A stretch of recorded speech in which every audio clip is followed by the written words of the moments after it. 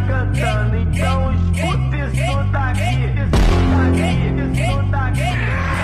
I will not let you destroy my world.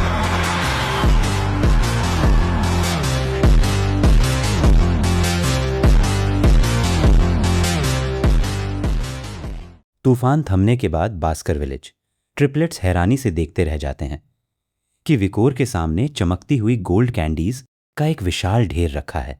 सिर्फ एक gold candy ही इतनी कीमती होती है कि वो किसी भी इंसान का लेवल तुरंत एक बढ़ा सकती है, या फिर शॉप में उसे सामान्य कैंडीज के बदले बदला जा सकता है। चौथे फ्लोर की गाइड सिला ठंडे पसीने में भीगी हुई नीचे उतरती है और मजबूरी में ये लेजेंडरी खजाना विकोर को उस नामुमकिन हिडन मिशन का इनाम बनाकर सौंप देती है। उसका दिमाग पूरी तरह सुन्न पड़ चुका था। वो मन ही मन चीख रही थी, क्योंकि ये क्वेस्ट जीतने के लिए नहीं, बल्कि चैलेंजर का गेम ओवर कराने के लिए बनाया गया था।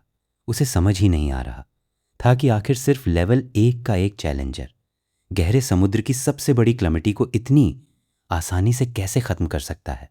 उसकी हालत पर ध्यान दिए बिना विकोर शांति से पूछता है कि क्या कैंडी शॉप खुली हुई है।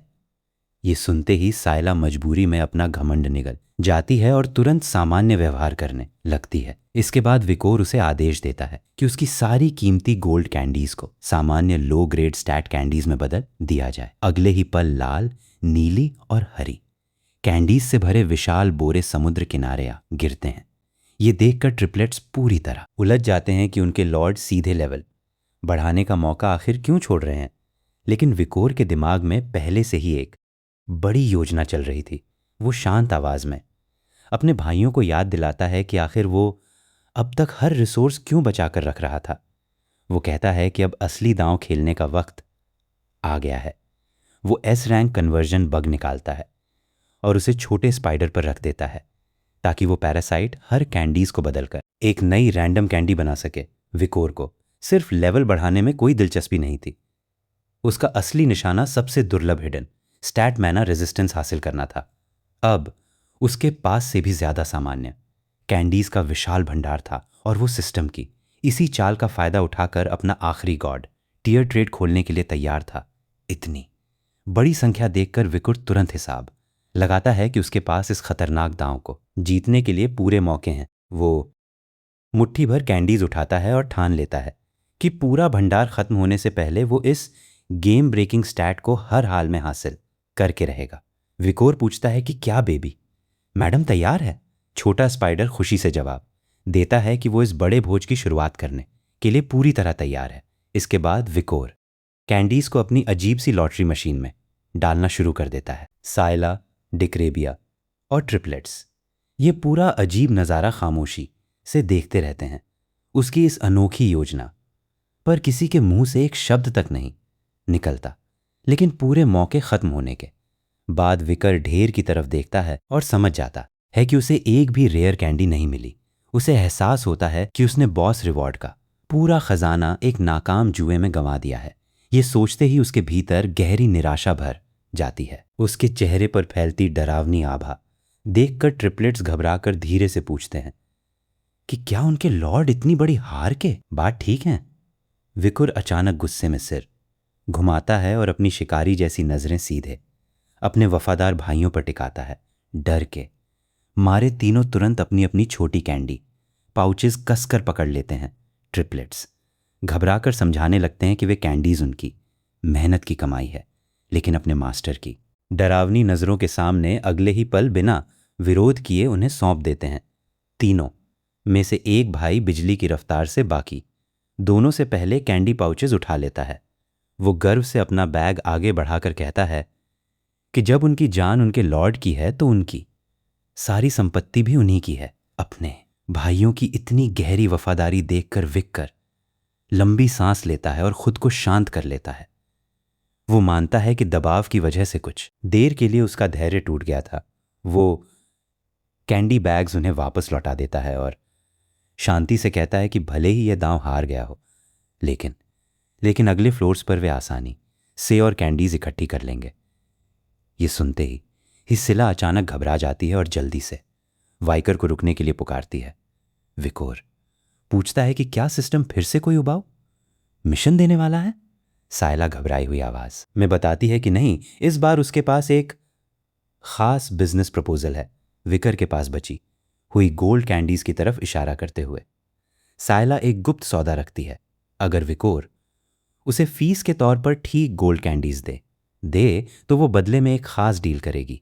विकोर उसकी बात सुनते ही तुरंत समझ जाता है कि सायला असल में उन्हें 5वें से लेकर 8वें फ्लोर तक सीधे स्किप करवाकर बहुत तेजी से नीचे भेजने का प्रस्ताव दे रही है। सिला उसकी बात की पुष्टि करती है और कहती है कि फ्लोर्स स्किप करने का मतलब है बिना समय गंवाए तेजी से आगे बढ़ना। उसे पता है कि इस वक्त वकोर को सबसे ज्यादा कैंडीज की जरूरत है। अभी अभी इतनी बड़ी हार झेलने के बाद उसे पूरा यकीन था कि विकोर तुरंत यह सौदा मान जाएगा, लेकिन विकोर उल्टा उससे पूछता है कि आखिर वो उसकी शर्तें माने ही क्यों। विकोर साफ कहता है कि अगर वो हर मिशन पूरा करेगा तो उसे गोल्ड कैंडीज से कहीं ज्यादा कीमती रिवॉर्ड्स मिलेंगे, इसलिए उसका ये प्रस्ताव सीधे सीधे घाटे का सौदा है। ये सुनते ही सिला के चेहरे का रंग उड़ जाता है।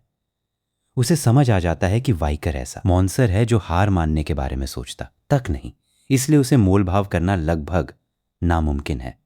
आखिरकार गाइड घुटनों के बल गिर जाती है और रोते हुए दया की भीख मांगने लगती है। वो कहती है कि अगर विकोर इसी तरह हर फ्लोर साफ करता रहा तो उसके सुपीरियर्स उसे जिंदा नहीं छोड़ेंगे। डेकराबिया उसकी हालत देखकर ताना मारते हुए कहता है कि इस पेड़ में रहने वाले सभी मूल निवासी सिस्टम के गुलाम हैं और डीमन लॉर्ड एम्डूसियास के डर में अपनी जिंदगी काट रहे हैं। रोती हुई गाइड को देखते ही विकोर को अपनी पिछली जिंदगी की वो मेमर याद आ जाती है जिसमें एबिस्ट्री की फेरिज का दर्दनाक इतिहास लिखा था। शुरुआत में ये फेरिज इस पेड़ की शांतिप्रिय निवासी थी, लेकिन सब कुछ तब बदल गया जब एम्डूशियस ने पूरे इलाके पर कब्जा करके उन्हें अपना गुलाम बना लिया। हालांकि एम्डूशियस सबसे बड़ा शासक था, लेकिन वो हर छोटी बात में दखल नहीं देता था।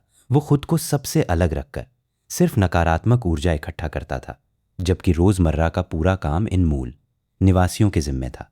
इसी वजह से हर फ्लोर की परीक्षाएं संभालने की जिम्मेदारी फेरीज पर थी और उन्हें सिर्फ एक सुनहरा नियम मानना पड़ता था। किसी भी चैलेंजर को डीमन लॉर्ड की योजना बिगाड़ने मत देना। अगर कोई फेरी व्यवस्था बनाए रखने में नाकाम रही या किसी चैलेंजर को सिस्टम तोड़ने दिया तो उसे बिना एक पल गंवाए मार दिया जाता था। आमतौर पर इंसानों को रिवॉर्ड्स देकर मजबूत होने देना कोई समस्या नहीं थी, क्योंकि एम्बूसियस ने खुद ये सिस्टम चैलेंजर्स को ऊपर चढ़ाने के लिए बनाया था। सिस्टम चाहता था कि वे लगातार ऊपर चढ़ते रहें, क्योंकि जितनी ऊंचाई तक वे पहुंचेंगे उतनी ही गहरी निराशा में गिरेंगे और वही अंतहीन निराशा डीमन की ताकत बनती थी। लेकिन असली डर तब शुरू होता था जब किसी चैलेंजर की ताकत तय सीमा से बहुत आगे निकल जाती थी। ठीक वैसे ही जैसे वाइकर की रिग्रेशन से पहले केस स्मोक के साथ हुआ था। उसकी बेकाबू बढ़ती ताकत से घबराकर और अपनी जान बचाने के लिए मजबूर फेरीज ने उसे हर कदम पर रोकने और दबाने की कोशिश की थी। विकोर समझ जाता है कि उसकी अपनी गेम ब्रेकिंग ताकत भी अब उसे उसी निशाने पर ले आई है, लेकिन उसे उनकी किसी भी चाल की जरा सी भी परवाह नहीं थी। विकोर झुककर कांपती हुई गाइड के सामने बैठता है और ठंडी आवाज में कहता है कि उसकी जान बचाना उसकी जिम्मेदारी नहीं है। अगर वो सौदा करना चाहती है तो बदले में सचमुच कीमती चीज देनी होगी। वो साफ कहता है कि सिर्फ फ्लोर स्किप करवाने के बदले गोल्ड कैंडीज मांगना बेहद घटिया सौदा है, क्योंकि ट्रायल्स पूरे करके उसे इससे कहीं ज्यादा कीमती लूट मिलने वाला है। विकोर की खून जमा देने वाली आभा से कांपती हुई साइला रोने लगती है और जल्दी जल्दी मान जाती है कि उसका पहला प्रस्ताव सच में बहुत सस्ता था। अगले ही पल वो अपनी सिस्टम अथॉरिटी का इस्तेमाल करती है और उनके सामने लेजेंडरी हिडन आर्टिफैक्ट विंडो खोल देती है। उनके सामने एक विशाल चमकता हुआ डेटाबेस प्रकट होता है, जिसमें अबिस ट्री के भीतर छिपे हर एक लेजेंडरी वेपन और एक्सेसरी की जानकारी मौजूद थी। ये सीमित इन्वेंट्री देखकर पहली बार विकोर भी सचमुच चौंक जाता है, जबकि साइला गिड़गिड़ाते हुए उसे विनती करती है कि वो रिश्वत के तौर पर इनमें से कोई भी गॉड टियर आर्टिफैक्ट चुन